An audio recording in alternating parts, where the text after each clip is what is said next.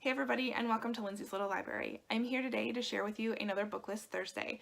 This is something I do in collaboration with Sarah from Sarah's Nightstand and Lisa from Books and Smiles. We come to you every Thursday with a list of books that we either recommend or topics we want to talk about in the book world and share with you some of our thoughts and ideas. So today's topic is going to be 5-star predictions.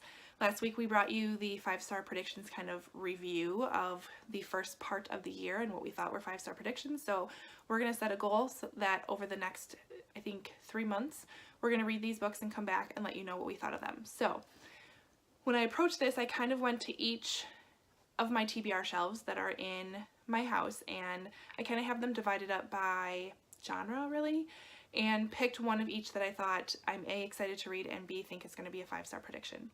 The first pile I went to is kind of my recent buys, so you've seen this probably in the last few weeks, but I'm going to pick up All the Breaking Waves by Carrie Lonsdale. This follows a character, Molly, who fled from a man.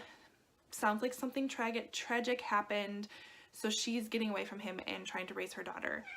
In the midst of raising her daughter, some things happen with her daughter, whether it's nightmares or she's either remembering something, and forces them to kind of go back to where all of this started. So it sounds like a good book. This is something that was recommended to me by someone on my book club that basically was like, why have you not read this yet? What's wrong with you? So I have high hopes. It sounds like it's going to be a really good one.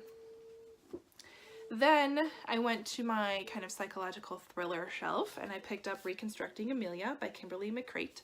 This follows Amelia, who's a really great, awesome student, and her mom gets a call one day saying, you need to come pick up Amelia, she cheated on a test.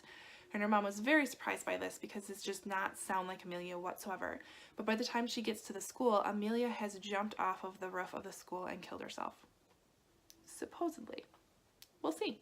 Sounds like there's definitely more to it than what meets the eye. There might be a little bit of a cover-up going on, but again, heard this was a really great book, so I'm going to pick that one up.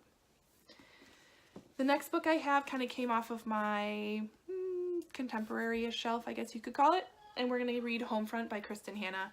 I don't know a lot about this book, but it's Kristen Hanna and I love and adore her, so why not have some more, right? I'll let you know what it's about. I'll pick it up.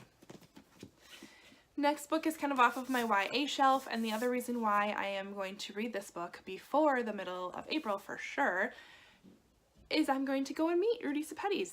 Oh, right? So, Salt of the Sea by Rudy Sepetys. She wrote Between Shades of Grey, and she is coming to my area for a book festival, and she literally is going to be in the building right next to my work, and I'm like, I already blocked the time on my calendar. I'm totally going to go meet Rudy Sepetys, and I don't care. But I want to read this book before I go and see her, because then I feel like I know and I can engage in some conversation around what's going on. So I loved her Between Shades of Grey book. I've heard really great things about this book and can't wait to pick it up. And then the final one I'm picking up is off my historical fiction shelf, and it's Before We Were Yours by Lisa Wingate. This follows an events that happened in the past where people who owned orphanages would actually go kidnap children and sell them kind of on the black market to rich families. And this happens to these 2 little girls, and so you kind of follow their journey. This did actually happen in the past. Of course, this is just a fictional take on what could have happened, but I am so excited to read this book, and I've heard really great things about this as well. So there you go. I can't wait to pick up those 5. I will let you know how they do, but I'm thinking I have a pretty good stack here. They're totally going to be 5 stars. Make sure you go and check out Lisa and Sarah's channel. I will link them below and see what their 5-star predictions are for this week, and I will see you next time. Like, comment, subscribe below. Bye!